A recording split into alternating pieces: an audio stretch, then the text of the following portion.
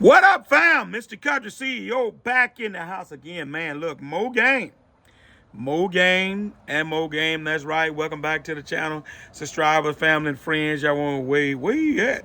I'm in between the triaxle Western Star, white and black, and the triaxle quad, white and black. In between, outside, different look. Y'all look different look. And so, what I want to talk about today, we're talking about the trucking piece of this, my book, and some gems from that. Look, cheaper is not better. That's what we're going to talk about today. Cheap is not always better. Shout out to Daryl Holland out of Arkansas. Me and him had this conversation time and time again, and I know I made videos about this. Look, I know people that are trying. I understand that everybody don't have the means to go spend $200,000 on a brand new truck. I get that. I totally understand that. I've been there and done that. But at the same time, that doesn't mean go reckless and go get you a $15,000, $20,000 truck and think you finna make it big in a dump truck business. You are one in, I don't even want to think about what the odds of somebody starting like that and the truck lasted and they were able to get established and do it. Man, the numbers got to be real low on that. I'm telling you. It's a risky thing. I ain't saying it can't be done, but I'm telling you, as it relates to law of averages and percentages, the chances of making it going that route are slim. I'm talking about $15,000, $20,000 trucks, right? So cheaper, I'm gonna deal with different levels of cheaper. So as a disclaimer, right? So I'm talking about the cheap. I'm talking about some junk that was in the bushes or in the woods or have been sat up for 5-10 years, and you finna go try to crank it up because the dump truck business is booming, and you finna try to see can you get it on and popping with that. Man, listen, save your money. The money you gonna go buy that, use that as a down payment instead of finding a cheap way in. Cheap is not better. All right, so that's one way some people try to do it cheaper. And of course, there's the people that try to go, okay, well, maybe I can go get me a $50,000 truck, $50,000, $60,000 truck.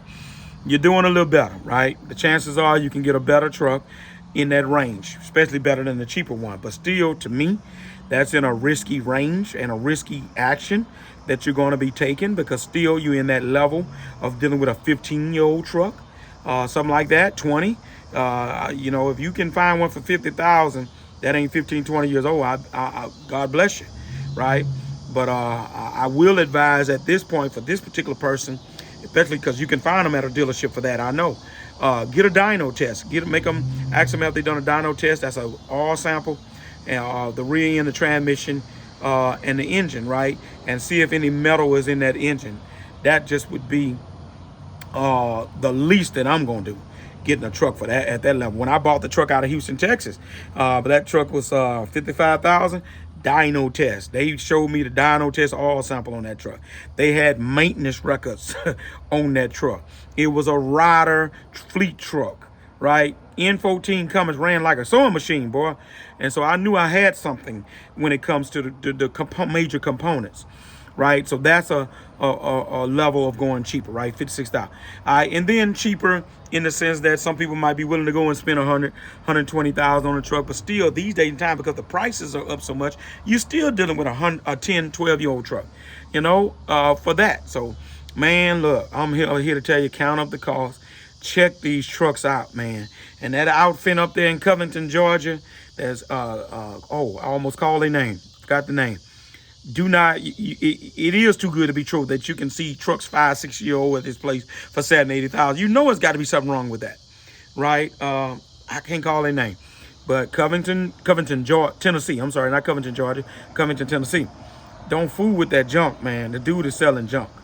All right, look him up, Google him in the Better Business Bureau. That name pops up. So even at 120,000, you got to be careful.